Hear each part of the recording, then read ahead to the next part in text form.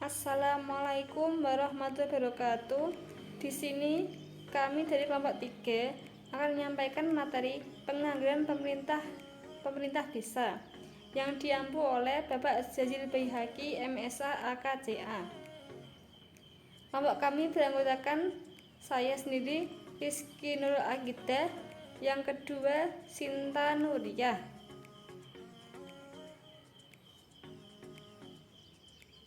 Definisi APB Desa. APB Desa adalah suatu rencana keuangan tahunan desa yang ditetapkan berdasarkan peraturan desa yang mengandung perkiraan sumber pendapatan dan belanja untuk mendukung kebutuhan program pembangunan desa yang bersangkutan. Selanjutnya, fungsi APB Desa. Yang pertama, fungsi otorisasi. APB Desa menjadi target fiskal yang menggambarkan keseimbangan antara belanja, pendapatan, dan pembiayaan yang diinginkan sebagai dasar untuk melaksanakan pendapatan dan belanja desa pada tahun yang bersangkutan.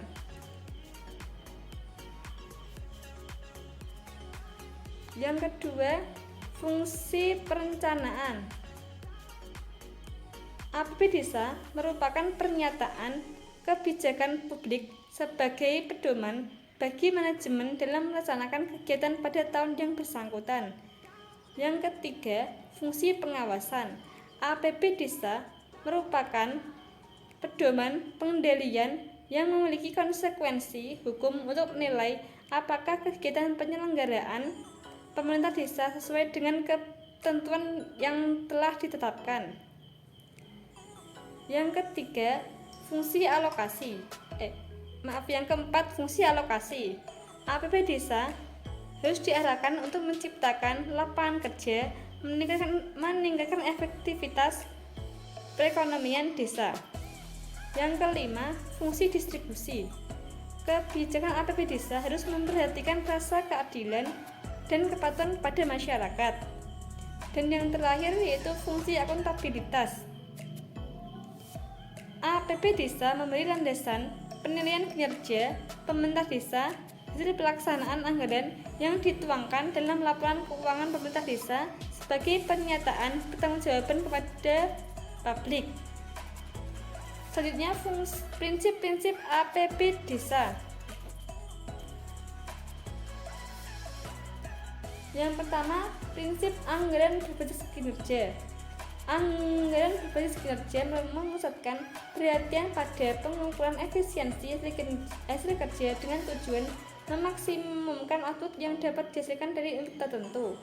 Ciri-cirinya yaitu klasifikasikan anggaran didasarkan pada program dan kegiatan.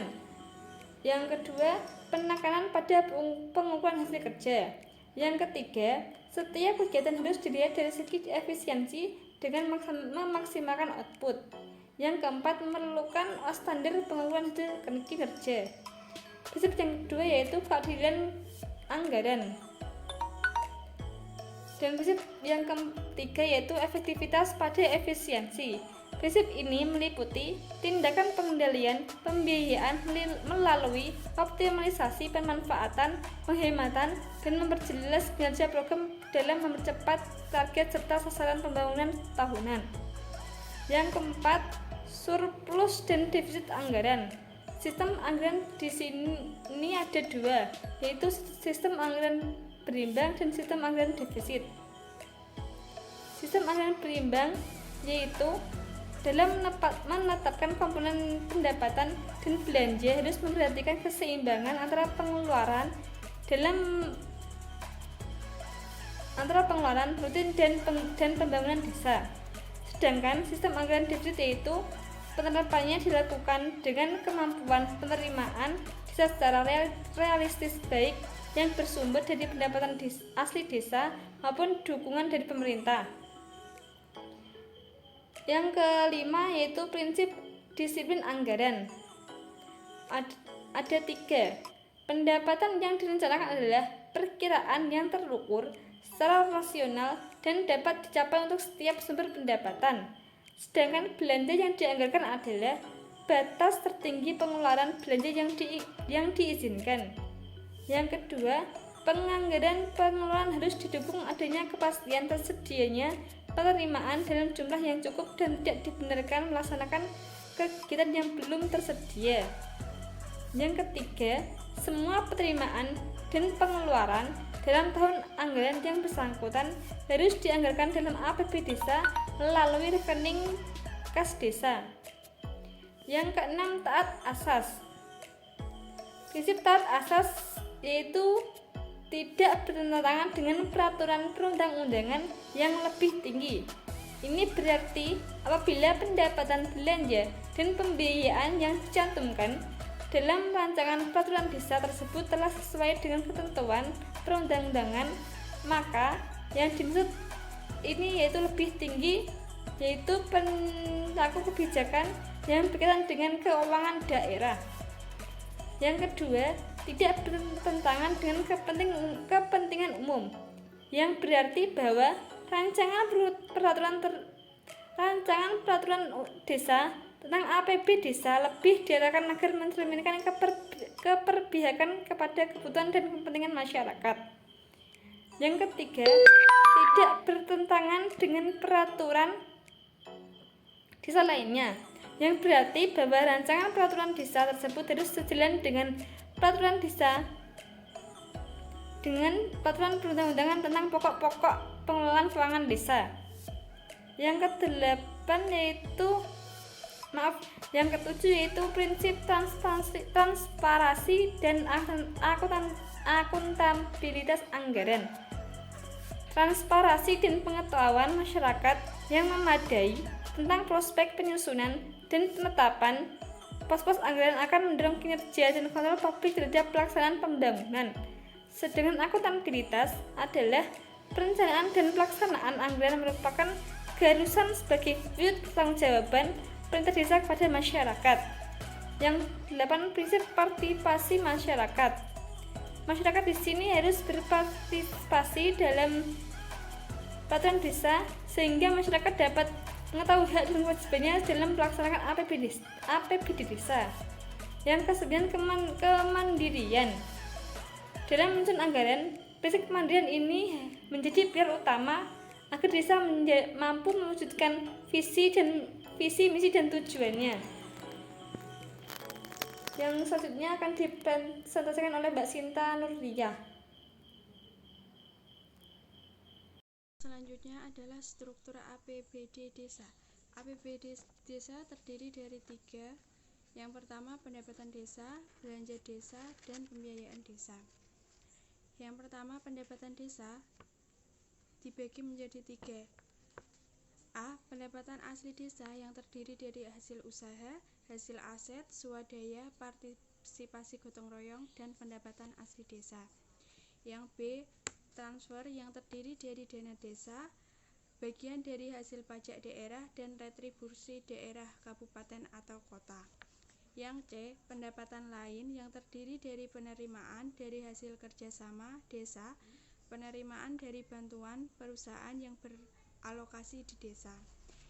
Yang kedua, belanja desa. A. Belanja pegawai, B. Belanja barang atau jasa, C. Belanja modal, D. Belanja tidak terduga. Yang C. Pembiayaan desa. A. Penerimaan yang meliputi selip tahun sebelumnya. 2. Pencairan dana cadangan. 3. Hasil penjualan kekayaan desa yang dipisahkan kecuali tanah dan bangunan. Yang B. Pengeluaran pembiayaan yang meliputi pembentukan dana cadangan dan penyertaan modal. Selanjutnya adalah mekanisme pengelolaan keuangan desa. Berikut penjelasan mengenai mekanisme pengelolaan keuangan desa.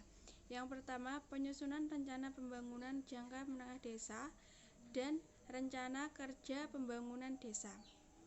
RPJM Desa untuk jangka waktu 5 tahun merupakan penjabaran dari visi misi dari kepala desa yang terpilih. Setelah berakhirnya RPJM Desa, kepala desa terpilih menyusun kembali RPJM Desa untuk jangka waktu 5 tahun. RPJM Desa ditetapkan paling lambat 3 bulan setelah kepala desa dilantik. Yang kedua, penetapan rancangan APB Desa. Sekretaris Desa menyusun rancangan peraturan desa tentang APB Desa berdasarkan pada RKPD Desa. Sekretaris Desa menyampaikan rancangan peraturan desa tentang APBD Desa diajukan paling lambat minggu pertama bulan November tahun anggaran sebelumnya. Yang ketiga, evaluasi rancangan APB Desa. Bupati atau wali kota setelah menerima rancangan peraturan desa tentang APB Desa menetapkan evaluasi rancangan APBD Desa paling lama 20 hari kerja. Apabila hasil evaluasi melampaui batas waktu tersebut, Kepala Desa dapat menetapkan rancangan dan peraturan desa tentang APBD Desa menjadi peraturan desa.